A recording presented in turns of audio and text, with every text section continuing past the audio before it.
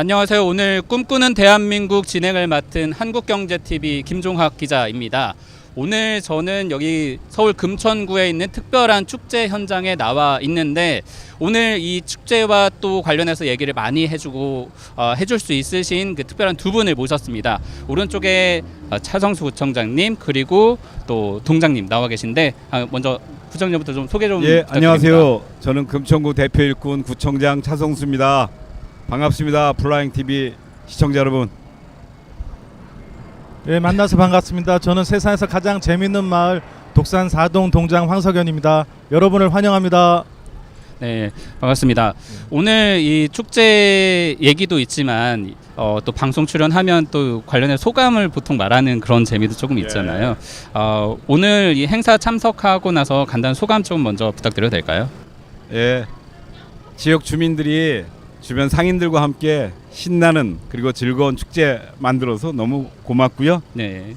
딱 보세요. 저 봐도 벌써 오늘의 주인공 같지 않습니까? 사실 오늘 저보다 복고풍 더 축제. 자연스럽게 입고 축제에 그죠? 참여하셔서 예. 이 복고풍 축제 정말 훌륭합니다. 주민들 자랑스럽습니다. 예, 사실 이 축제를 전반적으로 기획하고 총괄한다고 하는 게 이제 황 동장님이시잖아요. 이 축제에 대해서 좀 하실 말씀이 제일 많으실 것 같아요. 어떤 축제인가요? 지금 어마어마한 현장을 보고 계신데요. 지금 차성수 금천구청장님께서 찾기를 가로막고 바리케이트가 되셨습니다. 아, 그렇습니다. 지금, 저희가 예, 구청장을 맡고 있습니다. 네, 그래서 이 길이 차량이 통행하는 길인데 구청장님께서 걸림돌이 되셔가지고 차량 진입을 막고 계시는 엄청난 불법의 현장에 앉아 계십니다. 지금. 예, 때로는 불법 물 하는 게 약간 즐거울 수 있습니다. 오늘 같은 날은 용인되는 날이죠. 뭐 해방감을 줄 수 있고요. 그리고 이렇게 자유롭게 차보다는 사람이 자유롭게 걸어다니는 길, 이게 훨씬 더 보기 걸어다니기 좋고 놀기 좋고 이런 걸 뭐 깨닫는 하루 되겠죠. 네, 보니까 지금 여기서 진행되는 축제가 저도 사실 이 축제 내용을 잘 모르기 때문에 오자마자 끝까지 한번 돌아봤거든요. 네, 돌아봤더니 보통 같으면 이런 축제가 굉장히 좀 딱딱하고 이렇게 주민 참여라기보다는 그 주최하는 쪽 위주로 흘러가기 마련인데 아이들도 굉장히 많이 참여하고 구성이 좀 다양한 것 같아요. 어떤 그 축제들 이 구성물들이 어떤 것들이 좀 있는지 이런 것도 좀 알 수 있을까요? 우리 황 동장님이 제일 잘하실 텐데요. 네. 일단 인사말을 안 시켜줘요. 이런 축제하면 구청장, 부의장 뭐 이렇게 줄줄이 인사말 하는데 30분 걸리는데 인사말이 일체 없어요. 네. 아, 역시 이 골목의 그리고 축제의 주인은 우리 독산사동 주민들이구나. 네. 그런 생각 들었어요. 뭐 나머지 구성이야 우리 동장님이 잘 설명해 주겠죠 뭐. 이번 골목 축제의 특징은 관이 전혀 개입하지 않았다는 거예요. 주민들이 직접 축제위원회를 만들어서 프로그램을 3개월 동안 준비해왔습니다. 그리고 가장 주안점을 둔 건 축제가 보통은 어른들의 잔치잖아요. 근데 이번 축제를 보면 아이들의 참여가 많습니다. 그래서 아이들이 길거리를 마음껏 활보하게 하는 거죠. 그래서 축제 이름을 2023 크리킨디 골목 축제라고 했어요. 그래서 아이들이 커서 이 골목에서 뛰어놀았다라는 것을 기억하게 하는 축제입니다. 그래서 출연진도 이 근처에 사는 아이들, 중학생 밴드라든지 이런 아이들이 놀면서 이 골목길의 주인으로 성장하는 경험을 주는 축제죠. 확실히 아이들이 많고 중간에 밴드 공연도 좀 어린 친구들이 하고 있더라고요. 그 말씀하신 게 크리킨디라고 하셨잖아요. 아까 저희 방송 사실 시작하기 전에도 이 제목을 좀 설명해 주셨는데 원래 이름을 없었던 거를 만드신 거라고 하셨잖아요. 어떤 의미인지 이것도 말씀해 주세요. 이 골목길에 차량을 없애고 주민들이 주인이 되는 축제를 하고 싶었는데 반대가 많았습니다. 네. 그래서 이 반대를 꺾는 방법은 주민들이 직접 나서서 하는 거잖아요. 그래서 불가능한 꿈을 이뤄야 되는데 아메리칸 인디언들 동화에 보면 크리킨드라는 벌새가 나옵니다. 근데 이 벌새가 산불을 끌어가는데 꽁지에다가 물을 묻히고 가는 거예요. 그러니까 다른 동물들이 그 미련한 짓이라고 그래서 불이 꺼지겠냐고 했더니 크리킨드가 나는 내가 할 수 있는 일을 할 뿐이야 라고 한 거죠. 조그만 벌새가 그렇게 하니까 다른 동물이 전부 참여해서 산불을 끈 거죠. 그래서 주민 한 사람 한 사람은 보잘것없고 힘이 없어 보이지만 이 주민들이 한 힘을 모으면 산불도 끌 수 있다, 큰일을 낼 수 있다 그런 의미에서 모든 주민들이 참여해서 우리가 내가 할 수 있는 일을 하는 축제를 만들어 보자. 그래서 네. 올해부터 크리킨디 골목 축제라는 이름을 갖게 됐습니다. 사실 뭐 동장님이 이 많은 기획에 참여하고 이 구성을 했지만 사실 이 지역을 책임지는 건 또 구청장님이시잖아요. 예. 이 축제 어떻게 좀 보세요? 저는 축제가 굉장히 다양한 성격이 있을 수 있는데요. 예. 이제 이 골목 축제들은 지역 주민과 주변의 상인들이 주인되는 그런 축제 만들어가야 된다고 네. 생각하고요. 지역 주민들이 할 수 있으면 어떤 일도 저희들은 도와드린다 이런 마음가짐으로 축제를 준비하고 진행하고 있습니다. 네. 뭐 다소 불편하고 힘든 게 있지만 그래도 우리 어린아이들 또는 어르신들이 차 오는 거 걱정 없이 한 200m를 자유롭게 걸어가는 거 네. 정말 행복한 일이죠. 저는 이런 경험들이 쌓이면서 이제 오늘 하루뿐만이 아니라 골목의 주인이 자동차가 아니라 사람이야, 우리 네. 아이들이야, 이런 것들을 깨달을 수 있는 그런 날들이 빨리 오게 되기를 바라고 있습니다. 네, 제가 사실 구청장님이나 동장님 소개보다 행사 소개를 일부러 먼저 한 게 저희가 여기 앉아 있는 이유를 또 방송을 보시는 분들이 알아야 될 것 같기 때문에 좀 일단 설명 부탁드렸는데 좀 차근차근 이제 알아봐야 될 것 같아요. 이런 축제를 기획한 배경이나 그 조금 더 따지고 들어가자면은 사실 지자체에 있는 이런 주민들에 대한 어떤 얘기라던가 아니면은 또 민주주의 이런 방식들에 대해서 논의할 공간들이 있을 것 같거든요. 네. 좀 알아보면 먼저 지금 이 축제를 기획하기 전에 축제 차원에서만 본다면 다른 나라 보통은 이제 뭐 영국이나 이런 데서 흥행한 모델을 벤치마킹하는 경우가 많은데 참고했던 모델 같은 게 또 있나요? 이런 거 준비하실 때? 뭐 축제 기획하고 준비한 사람들이 고생을 많이 했는데요. 예를 들면 이런 골목 축제들이 이제 외국에 많이 있죠. 전통도 5, 60년, 100년 된 그런 축제들이 있는데 스페인 같은 경우에 라토마티나 축제 이런 경우는 이제 토마토 축제는 전쟁이잖아요. 근데 굉장히 즐거운 전쟁 이런 걸 하는 거거든요. 2시간 동안 토마토를 마음대로 던지면서 사실은 즐거운 전쟁을 벌이는 건데 그런 골목 축제라고 하는 것이 유럽에 쭉 있다가 우리나라에도 한 10여 년 전부터 쭉 들어오기 시작했죠. 예를 들면 부산 사구의 감천마을에서 하는 뭐 감천마을 골목 문화 축제 아니면은 서울에 있는 중구의 야행 축제 그다음에 무슨 뭐 서대문구의 물총 축제 이런 식으로 골목 축제 또는 거리 축제가 굉장히 많아졌어요.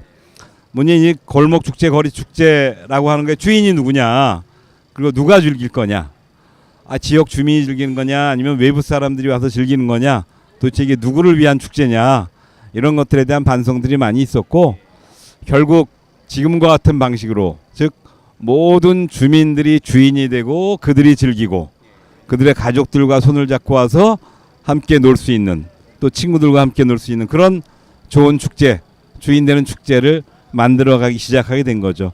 그런 전통을 이제 우리 골목의 특성에 맞게 약간 변형시키고 특성화시킨 것 이런 거 아닌가 싶어요. 그 또 동감하시나요? 이 전체적으로 봤을 때는 다른 모델하고 다르게 관광지의 성격보다는 주민이 즐기는 축제라는 게 포인트인 것 같은데 어떻게 보세요? 그러니까 축제를 한다고 보고를 드렸을 때 우리 청장님께서 저한테 당부하신 게 있어요. 그러니까 아까 토마토라든지 그다음에 뭐 부산에 같은 경우는 이제 골목길에 고서점이 있으면 책이라든지 아까 이렇게 지역마다 특색 있는 단어들이 떠올라야 되잖아요. 그래서 모든 주민들이 그 한 가지 단어에 어울려서 올 수 있는 특색 있는 걸 하나 만들어 보라고 했는데 못 찾았어요. 그래서 저희가 고민한 게 주민들이 전부 참여하는 걸 상징 의미하는 크리킨디라는 새를 찾아낸 거죠. 그래서 이번 축제를 계기로 저희 주민들이 이 상가 골목에다가 새 집을 다 달아주기로 했어요. 아니 상징물을 하나씩 다 다는 식으로 네, 바꾸는 근데 주민들이 거죠? 다 만들어서 네. 그래서 그 새 집에 스피커를 다 넣어가지고 아침에 출근할 때 클래식 음악 들어주고 저녁에는 하루 애썼다고 격려해주는 네. 오늘 같은 라디오 방송도 하고 하는 마을 방송을 라디오 금천이 하기로 했습니다. 그래서 그 예산을 마을 특성화 사업을 하라고 네. 청장님께서 저희 동네에 2천만 원을 주셨어요. 2천만 원씩이나 그래서 또 이 투자를 축제 해서 이후에 예. 그 사업으로 발전하게 됩니다. 네. 보니까 저희가 지금 여기서 방송하고 있지만 저 골목 끝에는 또 라디오 방송을 하고 계시더라고요. 저보다 훨씬 더 프로이신 것 같은 분들이 또 아이들 또 가족들 데려다가 하는 게 확실히 참여한다라는 의미가 더 커 보이는 게 있습니다. 이렇게 그러니까 좀 보시기에 어느 정도 기획 의도가 좀 맞아 떨어지고 있다라고 보세요? 예, 아직 처음이니까 주변 상인들도 아직 낯설고 네. 그리고 상인들이 같이 즐기고 있질 않아요. 구경만 하고 있지. 아직은 예. 이 골목 안에서 일어나는 일을 양쪽에 있는 상인들을 그렇죠. 같이 못하는 구경하고 상황인가요? 있죠. 근데 저는 이게 이제 연륜이 쌓이고 내년 내후년이 되면 주변 상인들도 함께 즐기는 축제. 그래서 이 지역 주민 모두가 즐기는데 그 즐기는 게 지역 경제를 살리기도 하고 뭐 이런 뭐 계기로 작동하지 않을까 이런 생각하고 있고요. 근데 하여튼 무엇보다 중요한 건 요 골목 축제라고 하는 것이 요 골목에서만 멈추는 게 아니라 독산사동에 있는 모든 골목으로 이게 확산되기를 원하는 거죠. 그래서 독산사동 각각의 골목이 크리킨 데가 되라. 그래서 이 골목 절목 뭐 베끼거나 뭐 저쪽 골목을 따라가야지 이런 게 아니라 각자 자기 몫을 할 뿐이다. 이렇게 해서 각각의 골목이 자기의 특성을 갖고 독산사동에서 멈추는 게 아니라 우리 금천구에 있는 수많은 골목들이 그런 자기만의 특성을 갖는 크리킨디 골목이 되기를 진심으로 바라고 있고 그 시발점으로 충분히 역할하고 있다 봅니다. 이 골목을 선택하신 이유가 있나요? 특별하게? 다른 지역에 비해서. 우리 독산사동장님이 잘 아시겠죠. 비가 오면 산등성에서 물이 흘러서 하천으로 흘러들지 않습니까? 그 하천이 흘러서 이제 강물을 이루고 바다로 가는데 이 만나는 거리는 독산사동의 큰 하천이에요. 비가 오면 이게 물이 흐르는 하천이었습니다. 그걸 복귀해 놓은 거거든요. 아 원래는 하천인데 네. 이 밑에서 흘렀던 거를 그래서 다 어렸을 덮어놨군요. 때 네. 저희 어렸을 때 이 지역 어르신들이 어린 아이일 때 이 하천에서 몇 감고 놀던 곳이었어요. 예, 그래서 근데 그 골목을 지금 복귀해 놓고 나서 시간이 흘러서 자동차가 도배를 한 거거든요. 그래서 이거를 다시 이 골목에 주인 사람들의 물결로 다시 바꿔내자. 그래서 이 만나는 거리에 이 메인스트림 하천이라고 생각해서 이 골목에서 축제를 시작하고 있게 된 겁니다. 확실히 좀 여러 가지 스토리가 있는 지역을 골라서 이 축제를 기획을 했다라는 거를 알 수 있을 것 같습니다. 다른 지역들하고 그래도 한번 좀 비교를 해봤으면 좋겠어요. 저는 이제 지역이 강서구에 있어서 강서 쪽에 보면은 근데 사실 이런 특색 있는 축제라기보다는 뭐 허준 축제니 이런 것들 이렇게 지역에 있는 명물을 보통 살리는 경우가 많고 아니면 뭐 지방으로 내려가면 뭐 전주 한옥마을이나 그 지역에 있는 또 역사적인 배경을 많이 이용을 하잖아요. 다른 지역들 축제 중에 이런 건 좀 성공 모델이다 아니면 이건 좀 아쉽다 이렇게 평가할 만한 것들을 좀 찾아볼 수 있을까요? 저는 축제 특히 골목 축제는 참 비교하기가 힘들어요. 예. 그러니까 골목이라고 하는 것이 워낙 다양하게 구성되어 있고 각각의 자기 이야기거리들이 다 다르게 구성되어 있어서 그거를 비교하기는 굉장히 힘든 것 같습니다. 근데 우리가 부산에 이제 보수동 책방골목 축제나 이런 거는 자기 브랜드가 명확하게 있는 거죠. 자기 특징이. 근데 저희의 그러니까 금천구의 골목들은 이게 이 골목이 저 골목 같고 저 골목이 이 골목 같은 그래서 오히려 특징이 없는 전형적인 도시의 그냥 골목이거든요. 저는 오히려 이 특징이 없는 것들을 만들어 나가는 거 전형적인 도시 골목으로 만들어 나가는 게 이제 저희들의 주요한 역할이 될 거고요. 그러기 위해서 이제 과거에 스토리가 있었던 아까 여기는 뭐 물길이었어. 이 물길을 사람 길로 바꿀 거야. 뭐 이런 것처럼 각각의 골목들이 자기의 역사 속에서 그걸 찾아내는 게 굉장히 중요하고요. 사구의 감천 마을 축제 같은 경우는 물론 골목이 굉장히 중요하죠. 그것도 전통적인 골목인데 거기에 이제 문화가 더 씌워진 그런 대표적인 축제라고 할 수 있죠. 저희는 아직 여기에 이제 문화적인 생산이라고 하는 것이 제대로 정착되어 있지는 않아서 문화인들과 결합하거나 예술인들과 결합하는 건 아직 좀 부족한 편입니다. 여기에 문화의 옷이라고 하는 걸 입게 되면 우리가 갖고 있는 이야기 스토리들의 문화의 옷이 더 씌워지면서 훨씬 더 의미 있는 축제가 되지 않을까 이렇게 기대하고 있고요. 그런 면에서는 저희가 뭐 문화의 옷을 입히기 위한 조금 더 노력이 좀 필요하겠죠. 예, 그런 면에서 보면은 이런 음악인들이 참여하거나 예술인들이 흘러 들어오면 그 골목이 대박 나는 경우가 보통 많잖아요. 그런 거를 좀 궁극적으로 찾아볼 수 있을 것 같은데, 근데 하나가 이제 지역 주민들이 함께 그걸 즐겨야 된다라는 부분이 이제 문제이기 때문에 그 방식을 고민을 하시는 것 같습니다. 좀 문화예술인 참여하는 쪽으로 더 이 축제를 키울 생각이 있으세요?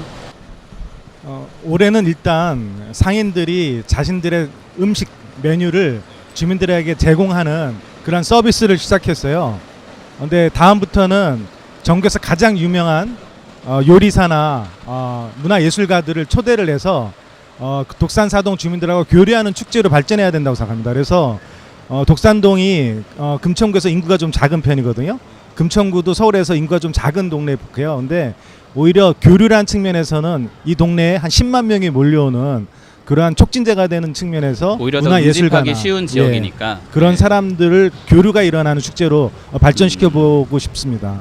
네, 찾아보니까 금천구가 인구가 말씀하신 것처럼 그렇게 많지 않은 곳이고 예, 한 25만 정도 됩니다. 그 이제 지도로 따져봐도 이 모양 자체도 바로 옆에 뭐 관악이나 다른 이제 구로구나 이렇게 그 틈에 껴 있기 때문에 지역적으로 봐도 아주 크지 않지만 오히려 이 뭐 공단하고 사이에 낀 특색을 살릴 수 있는 공간이 될 것 같기도 하거든요. 이런 오늘 하고 있는 이 골목 축제 말고 좀 이 지역의 특색을 살릴 만한 뭐 이색적인 부분이라던가 아니면은 다음에 좀 이 부분은 키워봤으면 좋겠다 고민하신 것들이 있나요? 저희가 이제 축제를 하면서 대체로 이제 많은 축제들이 뭐 관광을 위한 축제도 하고요. 예. 아니면 아까 허준 축제나 무슨 뭐 안동 이 탈춤 축제나 이렇게 다양한 브랜드 자기들 고유의 오랜 브랜드들이 있는 경우 그렇게 하죠. 근데 저희는 이제 그런 브랜드를 처음부터 갖추고 있지 않았고 이제 금천구가 만들어진 지가 20년밖에 되지 않아서 사실 역사는 훨씬 긴데도 그 브랜드가 아직 살아나지 못하고 있어요. 그래서 봄에는 저희가 구민 하모니 축제라고 해서 전체 구민들이 악기를 할 줄 아는 모든 구민들이 8살짜리부터 70살 어르신까지 같이 나와서 한 1,500명 가까운 오케스트라를 운영하는 그래서 한 6개월 준비해서 그런 구민 하모니 오케스트라를 가장 중요한 메인 콘셉트로 해서 문화 축제로 끌고 가고요. 가을에는 구민의 날을 기념해서 저희가 정조대왕 능행차 축제를 합니다. 이 앞에도 플랜카드가 걸려 있더라고요. 예. 그래서 서울시부터 경복궁서부터 수원 화성까지 정조대왕이 이제 부모님을 뵙기 위해서 가는 능행차를 하게 되는데 그때 이 금천구 지흥동에서 정조대왕께서 하루를 묵으셨어요. 아 실제로 역사적으로. 예, 역사적으로. 그래서 여기가 딱 중간되는 지점입니다.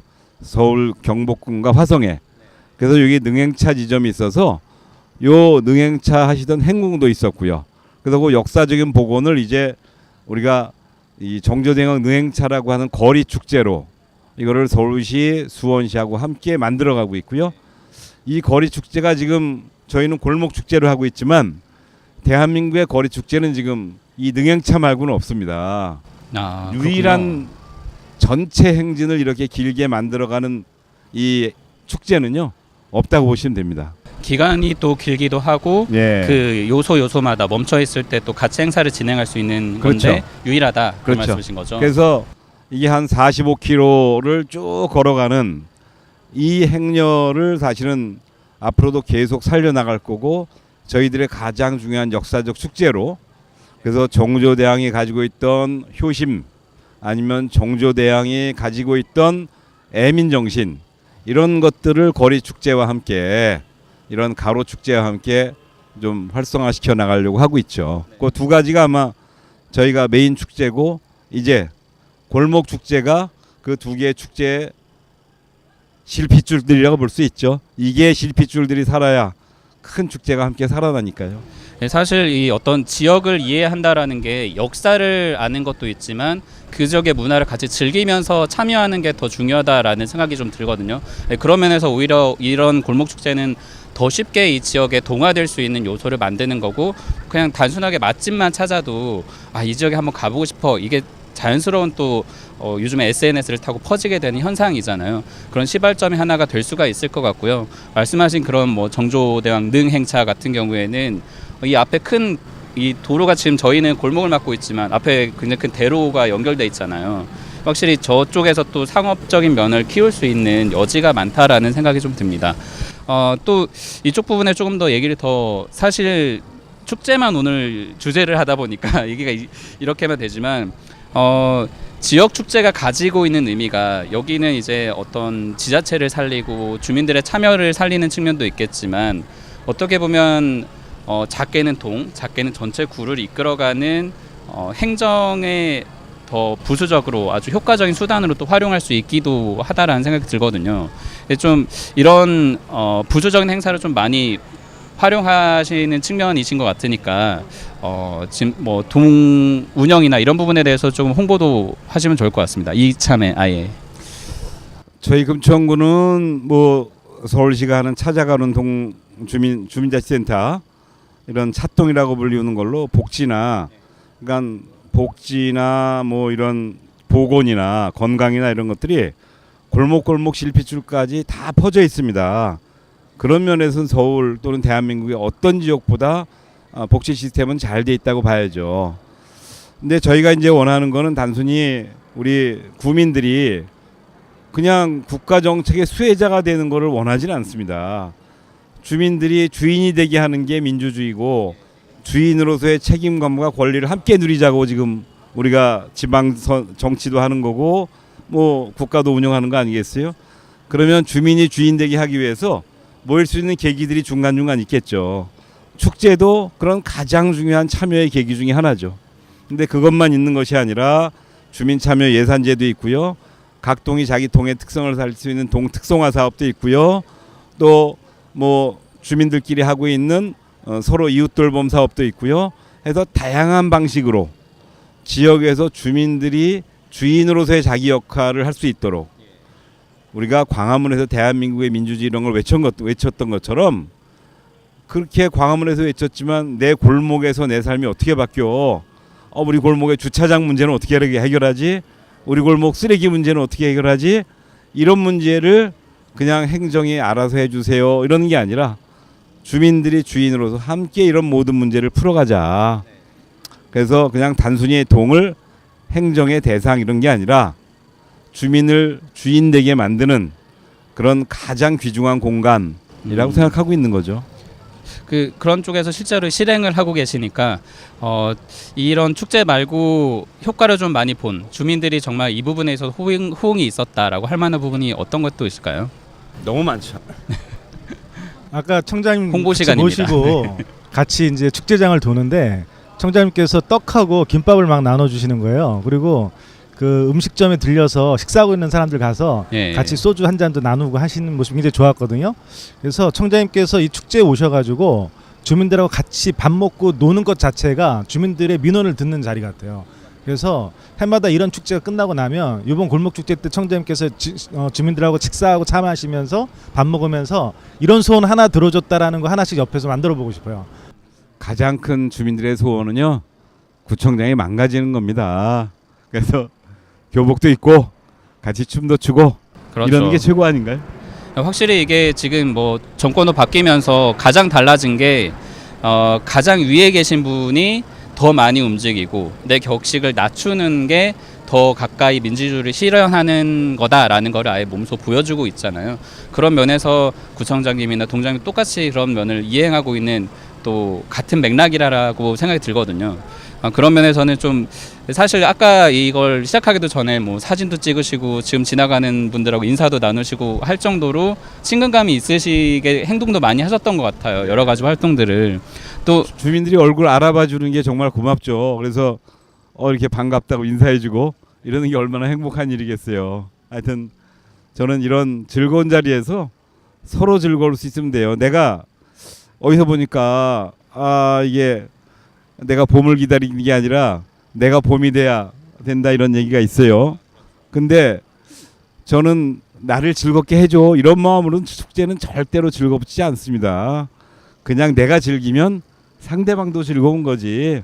그래서 남한테 나를 즐겁게 해줘 뭐 이런 마음 가지고 오시지 말고 그냥 편하게 즐기시면 됩니다. 사실 이제 구청장님이라는 직함을 떼면 오히려 동네에서 가장 편한 분 이런 이미지가 돼야 그게 이제 결국에는 행정을 잘하는 분이라는 평가를 또 받는 거니까요. 결국에는 그럴 것 같습니다. 이쪽에 지금 뭐 저희가 사실 주제는 축제로 시작을 했으니까 좀 더 돌아와서 얘기를 더 이어가 보겠습니다. 지금 이제 아까 말씀하신 것들 보면 이제 세계 축제도 한번 짚어봤고 국내에서 좀 같이 성공적으로 시행했었던 다른 모델들도 알아봤잖아요. 이런 축제들을 사실 진행을 한다라는 게 어떤 의미가 있다라고 좀 보세요. 그러니까 다른 지역들을 봤을 때 같이 이제 참여한다는 측면에서. 저 다른데 축제도 가봤는데요. 어디 지방에 어느 축제 가면 이게 이제 국민일부터 시작하면 인사 말씀 끝나면 1시간 지나가요.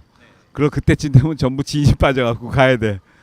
저는 그런 축제는 더 이상, 그러니까 의례상에 있는 축제, 무슨 의전용 축제 이런 건 이제 끝낼 때가 됐어요. 대한민국이 정말 축제를 만든 사람과 거기에 참여한 사람들이 함께 즐기는 걸로 이렇게 바뀌어갈 때가 확실히 됐고, 저희가 그런 것들을 골목에서 앞장서서 하고 있다고 생각하고 있어요.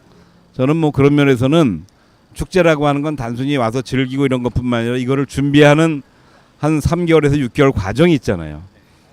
그 과정에서 소위 저는 시민의 힘, 시민력이라고 부르는데 시민의 힘이 커간다고 생각해요. 예를 들면 여기서 상인들이 반대해요. 그 반대하는 거를 가서 설득하고 서로 소통하고 그러면서 결국 동의하게 만들어가는 과정 자체가 관이 개입해서 그냥 일방적으로 하는 것보다 시민들의 자긍심과 시민들의 역량을 키워가는 거죠. 저는 그것이 축제든 아니면 이런저런 뭐 주차 사업이든 아니면 도시광불안 쓰레기 사업이든 모두 시민들의 힘을 키워나가는 과정이라고 보고 있고요.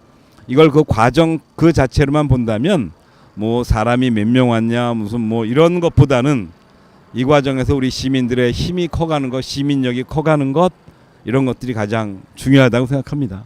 근데 이게 축제가 워낙 또 잘 되다 보면 사실 이쪽에 뭐 땅값도 올라갈 수가 있고, 그렇게 되면 이제 상인들이 지금은 자영업자분들이 많이 계신데 상당히 좀 다른 면이 프랜차이즈 매장들이 있는 게 아니라 일반 그 정말 이제 동네 사장님들이 운영하는 곳들이 훨씬 많더라고요. 근데 요즘은 동네가 뜨면 그 동네가 확 변해버리잖아요. 나중에 다시 개발을 하게 되고 이런 문제도 또 발생할 수 있기 때문에 단계를 조금 나눠서 접근해야 될 것 같은데 그 부분은 어떻게 좀 대책을 세우고 계세요? 젠트리피케이션 예. 이제 이렇게 얘기하는데 젠트리피케이션 좀 돼봤으면 좋겠어요. 우리도 뭔가 해보게. 그래서 저는 이 골목 축제가 한 3, 4년 지나서 이제 2023년이 목표잖아요, 그죠? 2023년에 여기가 너무 젠트리피케이션 돼서 아직 5년 남았습니다. 네, 우리 젠트리피케이션 조례가 좀 작동을 좀 했으면 좋겠어요. 그래서 우리가 그런 거를 예방하기 위해서 상인들하고 끊임없이 같이 소통을 하는 거고요. 또 집 주인들, 이 건물의 소유주하고도 끊임없이 소통해서 임대료를 어쨌든 일정 부분 인상시키지 않도록 그런 노력도 하고요.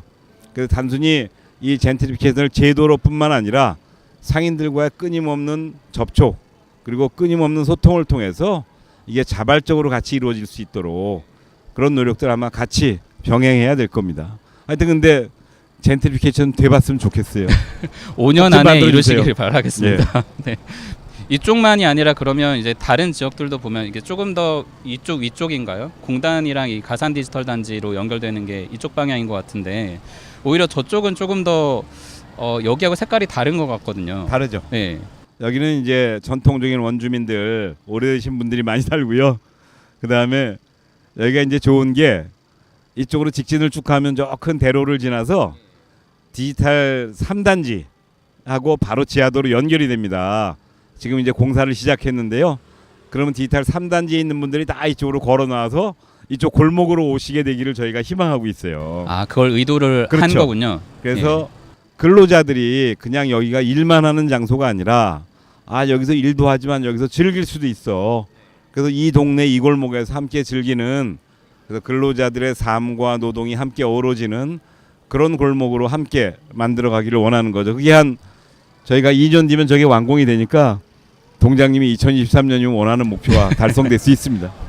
그게 정말 그러니까 방금 말씀 들으니까 생각이 나는 게 서울시에서도 그 서울로 701 해가지고 지금 이제 원래 서울역 고가를 만들었잖아요. 그 사람이 걸어 다닐 수 있게 만들어놨는데 단순히 그냥 걸어 다니는 길이 아니라 가보니까 걸어서 쭉 내려가면 남대문 그 상가로 다 이어지게끔 되더라고요. 그렇게 돼서 결국에는 즐기는 것도 있지만 지역 상인들한테 뭐라도 하나 좀 상권을 살릴 수 있는 계기가 되기 때문에 굉장히 좋다고 생각하는데, 그런 면에서 말씀하신 게 저쪽 이제 단순하게 길을 만드는 게 아니라 이쪽 상권하고 저쪽 다른 지역에 이제 옆 동네에 사는 분들이 함께 살 수 있는 숨통을 틔워줬다, 이런 생각도 좀 드는 것 같습니다.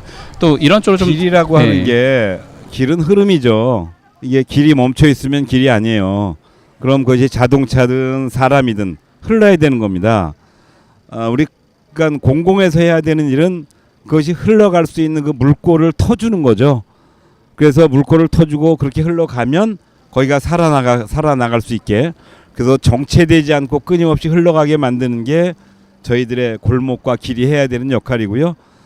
그것을 매일매일 아침에 눈 뜰 때부터 저녁에 잠잘 때까지, 또는 아침에 출근할 때부터 퇴근할 때까지 이 골목에서 내가 살아있는 것이 행복해, 이런 걸 느낄 수 있게 구체적으로 만들어 나가는 건 우리 동장님들과 지역 주민들이죠.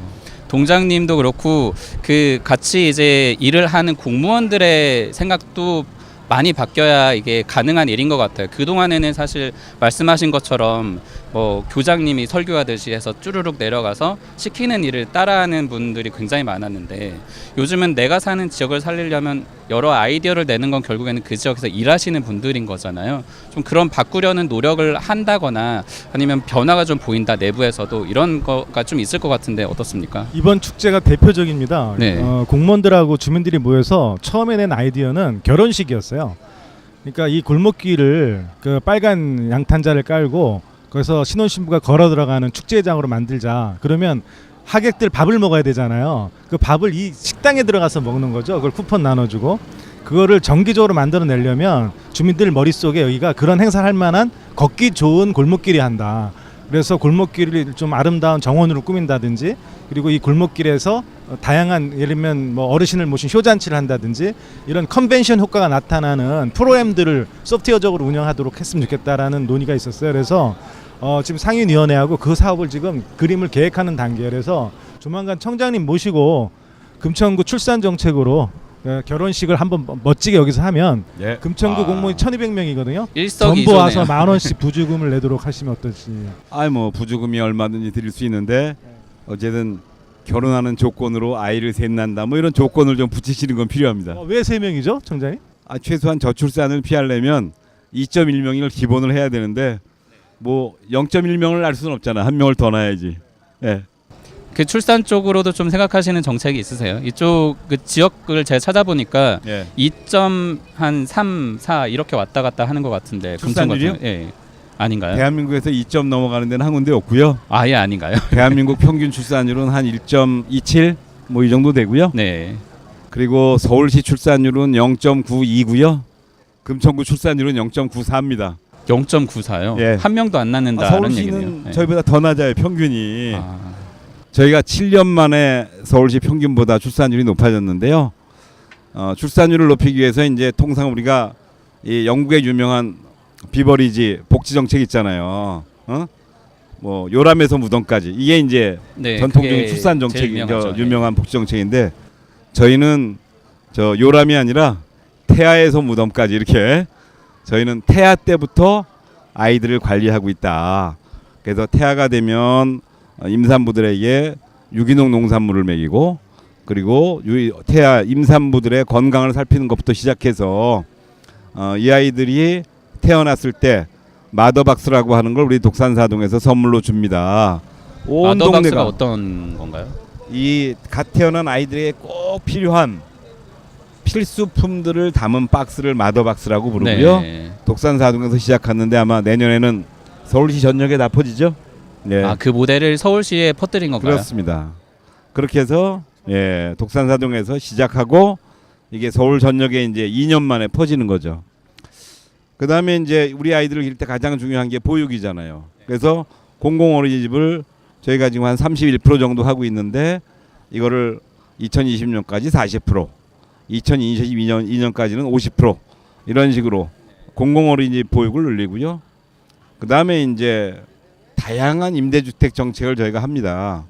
우리가 임대주택 그러면 뭐 이게 가난한 사람들 사는 게 아니라 신혼부부용 맞춤 임대주택, 뭐 청년 예술가들을 위한 임대주택, 이렇게 다양한 주거 정책, 주거 복지 정책들을 통해서 신혼부부나 청년들이나 예술가들이 우리 지역에 와서 살 수 있는 좋은 조건들을 만들어내는 거죠. 그래서 이게 저희가 직접 복지 정책을 펼 수는 없어요. 저출산 정책을. 예산도 별로 많지 않을 뿐만 아니라 이게 개별 자치구의 복지 정책은 복지부의 허가를 받아야 됩니다. 아, 그런 그래서 제한이 또 있군요. 그게 굉장히 복잡하게 돼 있어서 그걸 하기가 쉽지 않은데 그래서 저희가 할 수 있는 거는 생활 비용을 줄이는 겁니다. 주거 복지 비용을 줄여, 아이들을 보육할 때 들어가는 비용을 줄여, 아이들이 학교를 다니면서 사교육을 받는 비용을 줄여, 이렇게 해서 주거비와 사교육비를 최대한 줄이는 게 사실은 복지를 늘려나가는 길이에요. 그래서 구청이 할 수 있는 가장 중요한 거는 그런 생활 비용을 줄일 수 있는 방식을 찾아주는 겁니다.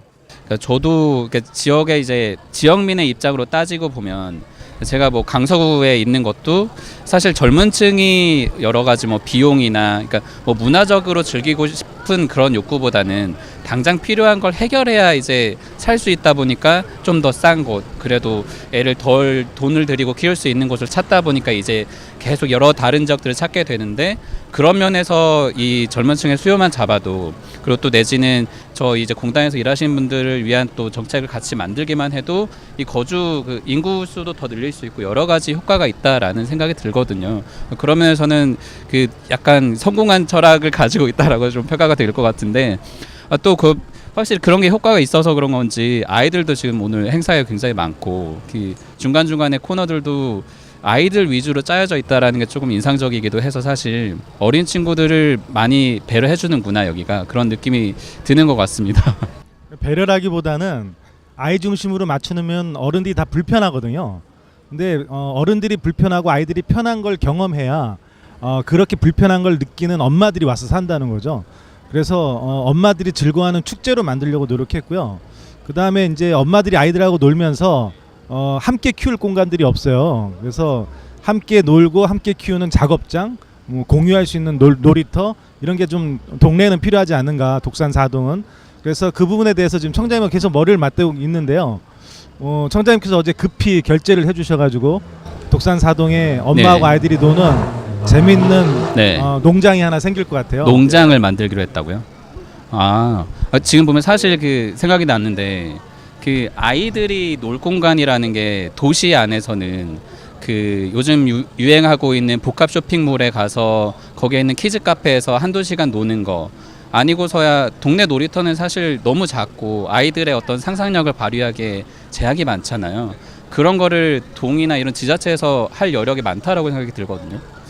지금 저희 이 어린이 놀이터 정책 이런 거를 좀 구체적으로 보면은요, 그냥 규격화된 놀이시설 갖다 놓고 거기서 이제 그 놀이시설을 이용하게 하는 게 주된 어린이 놀이라고 할 수 있는데, 지금부터 중요한 거는 어른들이 짜놓은 그런 공간과 그 프레임 속에서 아이들이 노는 게 아니라 그냥 공간이 주어지면 그 공간에서 아이들이 자유롭게 자신들의 상상력을 발휘하면서 노는 게 제일 중요합니다.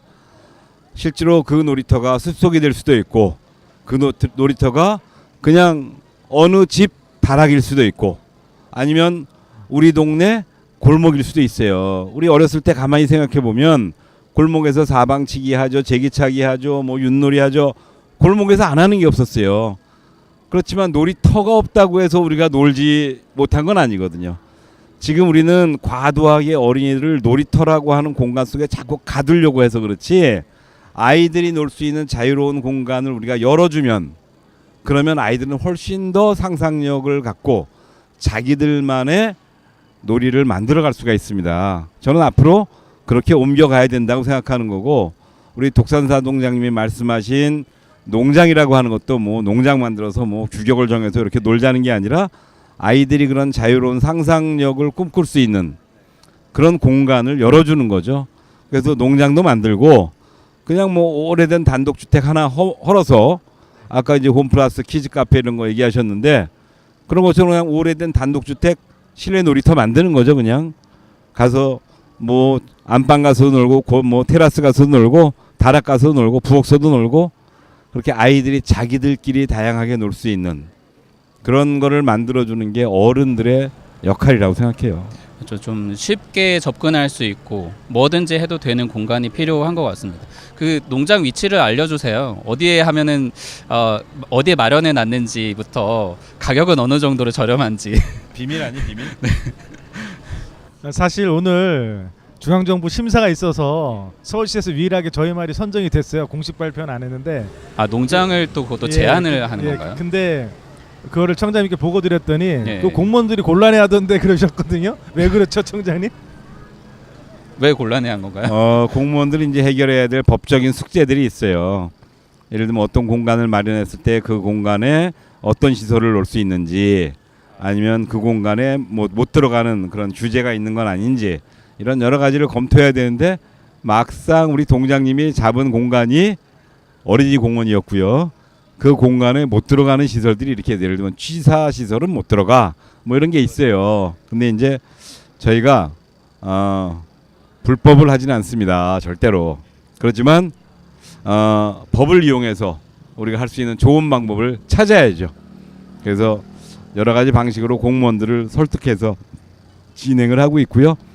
일부에서 약간 질투도 있죠. 독산사동에 뭐 맨날 이런 거 갖다 놓으니까 딴 동네에서 우리는 왜 안 해줘 뭐 이런 게 있어서 그런 것도 있어요. 그러니까 너무 속상해하지 마시고. 그 관할하는 그 지역 동들 중에서 찾아보니까 제일 작은 것 같은데 특색인 건 제일 많이 하는 것 같아요.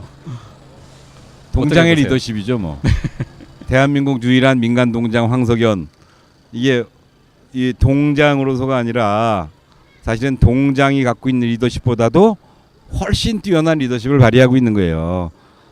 동장으로서는 너무 아까운 상상력과 그리고 경륜을 가지고 있는 거죠. 그거를 이제 요 작은 동에 쏟다 보니까 작은 동에서 여러 가지 문제도 생기기도 하고 그러지는 하지만 어쨌든 대한민국 최초의 민간인 동장이 갖고 있는 그 역량을 열심히 발휘하고 있어요. 그리고 그게 살아나고 있는 동네고요. 청장님 예. 팍팍 밀어주시니까 또 그런 게 살아나는 것 같습니다. 맞습니다. 저는 뭐 당연히 밀어드려야죠. 제가 뽑았는데 어쩌겠습니까?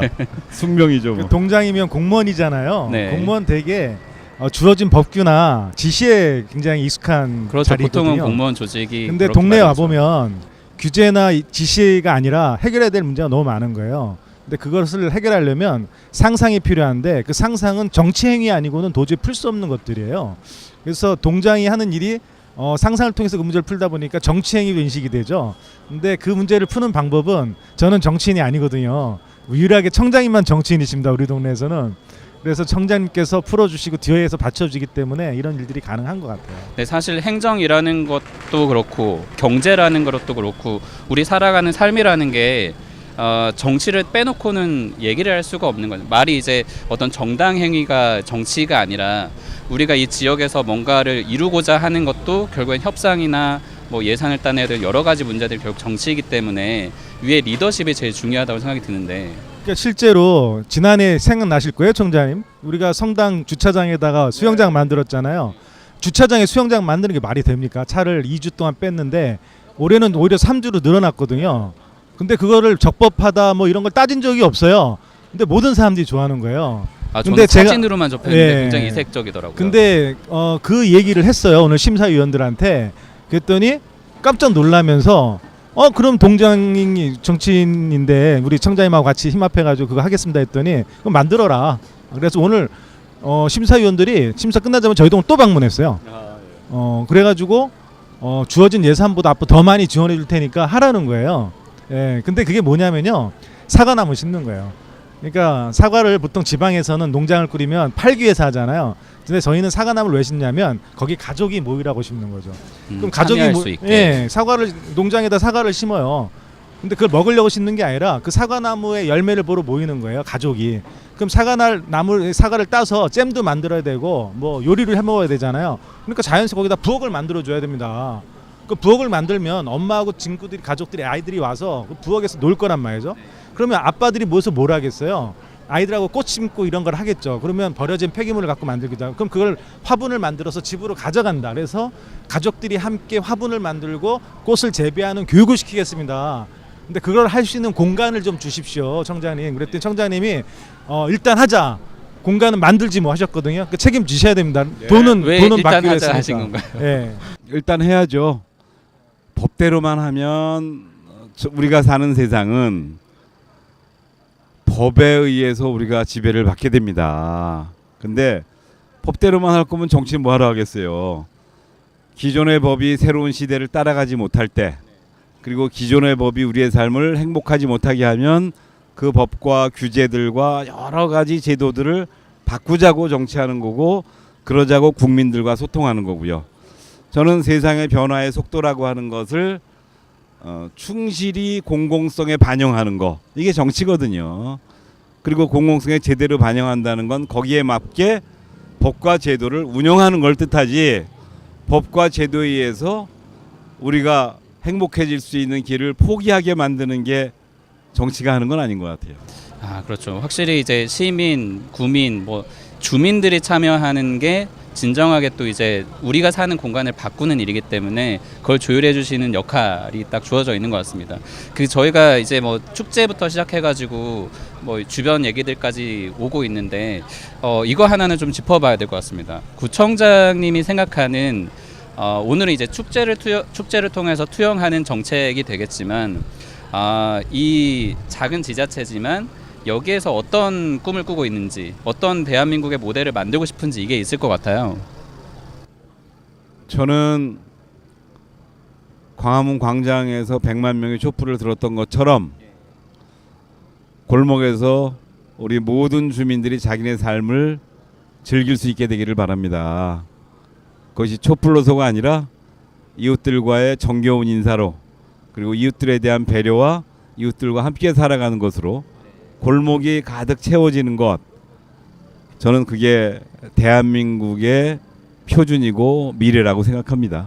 이 골목에 인파가 가득 차는 것도 같은 맥락이겠죠. 네.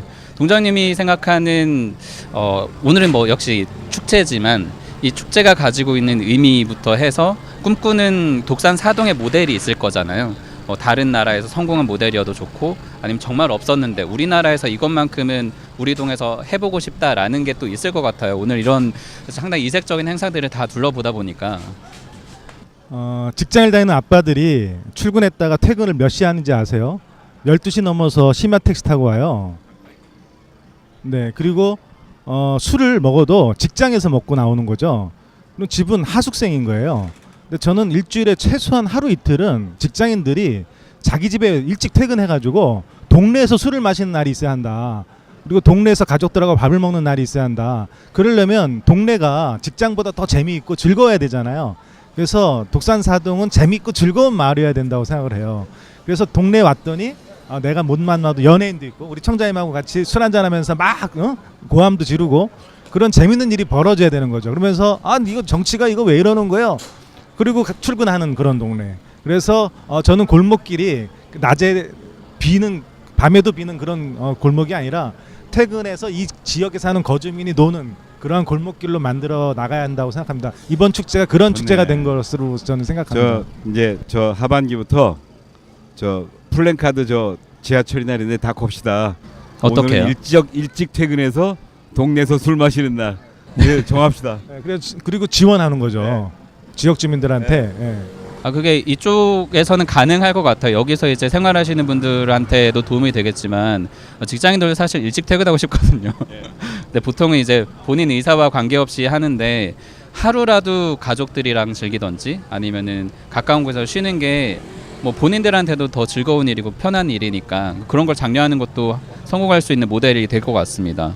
좀 보면은 뭐 축제 얘기도 했고 결국에는 우리가 사는 곳, 우리가 사는 집 얘기잖아요. 이런 건 뭐 다들 한 번씩 고민하셨을 거고 뭐 지난 겨울이나 촛불을 들었던 분들도 다 이해를 하고 이 부분은 바꿨으면 좋겠다라고 응어해졌던 게 조금씩 풀려가는 시점이 아닐까라는 생각도 좀 드는데 그래도 좀 아쉬운 부분이 있을 것 같습니다. 이제 시작이기도 하고 그동안에 이제 뭐 연임해오면서 여러 가지 바꾸기도 했겠지만 구청장님께서는 이 부분만큼 아직 조금 더 덜 바뀐 것 같다. 이거는 좀 내가 더 해결해보고 싶다라는 게 있을 것 같아요.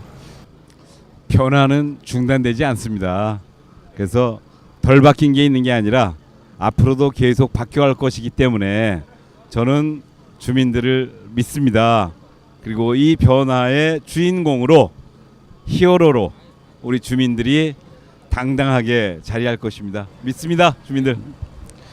동장님도 동주민 대표로 한마디 하셔야 될 것 같은데. 저희 청장님하고 약속한 게 있어요. 저희 마을에서 일어난 일을 제가 일기를 쓰겠다고 했는데 네. 가끔 쓰거든요. 그 마지막 문구가 이거예요. 서울 금천이라서 좋다. 독산 사람이라서 너무 행복하다, 자랑스럽다거든요. 청장님과 함께 그런 금천, 독산동 만들어 가겠습니다. 책을 하나 내셔도 될 것 같습니다. 스토리를 모아서. 좀 더 이런 재밌는 이야기를 가진 지자체장들이 더 많았으면 좋겠다라는 생각도 들고, 오늘 행사가 이게 그냥 뭐 일회성 행사가 아니라 수시로 오면 즐길 수 있는 행사였으면 좋겠어요. 사실 뭐 이런 축제가 있다고 해도 그냥 관광하러 잠깐 오는 게 아니라 갔더니 뭐가 있더라. 그래서 이제 입소문을 타고 계속 사람들이 찾아와야 성공하는 모델이 되잖아요. 그러면 조금 더 뒤에 오늘도 여기서는 잘 안 보이겠지만 굉장히 사람이 많습니다. 안에 들어가 보면 조금 더 성공하는 축제로 변했으면 좋겠다라는 생각이 들고요. 오늘 여러 가지 축제에 관련해서 얘기를 들어봤는데 좀 더 마무리로 마무리 말씀을 좀 들어도 될까요? 네. 저 크리킨데 합니다. 우리 저 김 기자님하고 우리 플라잉 TV가 내년에도 또 와서 여기서 같이 밥 먹고 방송하면, 그러면 그게 성공하는 축제가 됩니다. 내년에도 꼭 오시고요. 내년에는 우리 플라잉 TV에 보신 시청자 여러분들, 친구들 다 같이 와서 더 즐겼으면 좋겠습니다. 고맙습니다. 독산 사동은 재밌는 마을입니다. 살다가 힘들고 어려울 때는 독산 사동으로 놀러 오시고 아예 이사 오셔도 좋습니다. 환영합니다. 아예 이사를 와서 즐기는 걸로 좀 더 고려해봤으면 좋겠습니다. 네, 사실 살기 좋은 곳이면 어디든 가겠죠. 요즘은 워낙 팍팍한 시대이고 조금 더 우리를 배려해주는 곳이 있다면은 그게 조금 더 좋은 평가를 받기 때문에 많은 분들이 오늘 방송 보면서 금천구에 대한 생각, 또 축제에 대한 생각도 조금 더 바뀌지 않았나 싶습니다. 오늘 꿈꾸는 대한민국을 진행을 해봤는데 사실 시간이 조금 아쉽기도 하고 워낙 방대한 주제를 다루다 보니까 축제 얘기만 하기 좀 아쉬울 정도였던 것 같습니다. 다음 또 기회를 만들어서 여러 가지 이제 금천구의 얘기, 또 그리고 지자체에 계신 분들 이야기를 함께 풀어나갈 수 있는 자리 여러분들께 소개해드리겠습니다. 오늘 고맙습니다. 오늘 함께 해주셔서 이게 차현수 구청장님 그리고 황 동장님 좋은 축제로 또 성공하시기를, 그리고 내년에 저희가 꼭 다시 이 자리에서 소개할 수 있기를 바라겠습니다. 예. 네. 고맙습니다. 고맙습니다. 고맙습니다.